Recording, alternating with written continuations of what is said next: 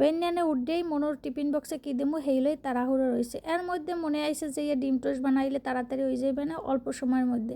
হের লেগে এই যে ডিম টোস্ট বানাইতে আসি। প্রথমে এই যে রুটিটারে সুন্দর হয়ে মধ্যের দ্বারা একটু খুঁজছে খাইছে একটু পুহুর বানাই লইতে আসি। সেই আবার কিন্তু ওই যে পুহুরটার মধ্যে একটু ডিম সেরিয়ে লইতে আসি। আর ডিম টোস্ট বানান খুবই সহজ, অল্প সময়ের মধ্যে হয়ে যাবে, মনও লই যেতে পারবে নাস্তা। যাই হোক এখন একটু গোলমরিচের গুঁড়ো আর একটু লবণ হয়ে একটু ছিঁড়েই দিয়ে দিতে আসি।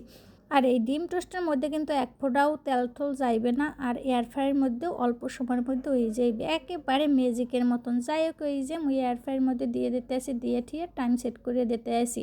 আর এই যে কিন্তু মুই মাত্র 8 মিনিট দিছি, 8 মিনিটেই কিন্তু হয়ে যাবে। এই যে হয়ে গেছে, এখন কিন্তু বাই হতে আসি। উপরেটা কীরকমের কি প্রথমবার দিছি তো কেমন কি হয়েছে একটু দেখতে আসি। আসলে অসাধারণ এক কথায়।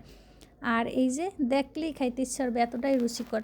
রান্না করে সকালবেলা গেছি পরে ঠান্ডা বাতাসে একেবারে নাহে জ্বলার পালা।